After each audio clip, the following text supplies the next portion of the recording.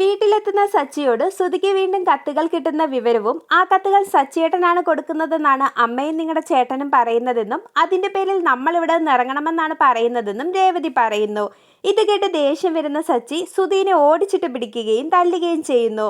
തുടർന്ന് ശ്രുതി തടയാൻ ശ്രമിച്ചെങ്കിലും സച്ചി വീണ്ടും ശ്രുതിയെ തല്ലുന്നു. ശേഷം രവീന്ദ്രൻ ഇടപെടുകയും സച്ചിനെ വഴക്കു പറയുകയും ചെയ്യുന്നു. ശേഷം കത്തയച്ച് ഭീഷണിപ്പെടുത്തേണ്ട കാര്യമൊന്നും എനിക്കില്ലെന്നും എന്തെങ്കിലും ഉണ്ടെങ്കിൽ ഞാനത് മുഖത്ത് നോക്കി പറയുമെന്നും പറഞ്ഞ് സച്ചി ശ്രുതിയോട് ദേഷ്യപ്പെടുന്നു. ശേഷം ശ്രുതി പറഞ്ഞതനുസരിച്ച് സച്ചിനെ തല്ലാനൊരുങ്ങുന്ന പൈലീനെ സച്ചി അടിച്ച് താഴെയിടുന്നു. അതോടെ എല്ലാവരും ഞെട്ടിപ്പോകുന്നു. ശേഷം ബോധം വരുന്ന പൈലി കിടന്ന് കരയുന്നത് കണ്ട് എല്ലാവരും പൊട്ടിച്ചിരിക്കുകയും രവീന്ദ്രനും ശ്രീകാന്തും വർഷയുമെല്ലാം ശ്രുതിനെ കളിയാക്കുകയും ചെയ്യുന്നു. തുടർന്ന് ഇനി നിന്നെ എൻ്റെ മുമ്പിൽ കാണരുതെന്ന് പറഞ്ഞ് ശ്രുതി പൈലീനെ അവിടെ നിന്ന് ഓടിച്ചു വിടുന്നു. ശേഷം നീ ഇനി ഇതുപോലൊരു 10 ബോഡിഗാർഡിനെ കൊണ്ടുവന്നാലും ഈ സച്ചിനെ ഒന്ന് തൊടാൻ പോലും പറ്റില്ലെന്നും എന്നെ വളർത്തിയത് ഈ അമ്മയല്ല അച്ഛമ്മയാണെന്നും സച്ചി പറയുന്നു. സച്ചിയുടെ മാസ് ഡയലോഗ് കേട്ട് സന്തോഷം സഹിക്കാനാവാതെ രേവതി കൈയടിക്കുകയും സച്ചിക്ക് ഷേക്ക് ഹാൻഡ് കൊടുക്കുകയും ചെയ്യുന്നു. തുടർന്ന് വീണ്ടും സച്ചി തന്നെയാണ് എനിക്ക് ഭീഷണിക്കത്ത് എഴുതി തരുന്നതെന്ന് പറയുന്ന ശ്രുതിയോട് സച്ചി ദേഷ്യപ്പെടുന്നു.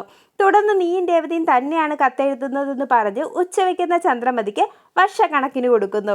ശേഷം കത്ത് തന്ന ആളെ പറ്റി സച്ചി ശ്രുതിയോട് ചോദിക്കുന്നതോടെ ശ്രുതിക്കാകെ ടെൻഷനായെങ്കിലും രവീന്ദ്രൻ ചോദിക്കുന്നതോടെ ക്ഷേത്രത്തിൽ നടന്നതെല്ലാം ശ്രുതി പറയുന്നു. തുടർന്ന് ആ സ്വാമി പറഞ്ഞതെല്ലാം കള്ളമാണെന്നും ഞാനല്ല നിനക്ക് കത്തയച്ചതെന്നും സച്ചി പറയുമ്പോൾ എനിക്ക് ആ സ്വാമീനെ തന്നെയാണ് സംശയമെന്ന് രേവതി പറയുന്നു. അതിനെ സച്ചിയും അനുകൂലിക്കുന്നതോടെ ശ്രുതിയുടെ ടെൻഷൻ കൂടുന്നു. തുടർന്ന് നീയോ നിന്റെ കൂടെയുള്ളവരോ അയാളോട് എന്തെങ്കിലും തെറ്റ് ചെയ്ത് കാണുമെന്നും അതായിരിക്കും അയാൾ നിനക്ക് ഭീഷണിക്കത്തയക്കുന്നതെന്നും പറയുന്ന സച്ചിനെ കാണിച്ച് എപ്പിസോഡ് അവസാനിക്കുന്നു.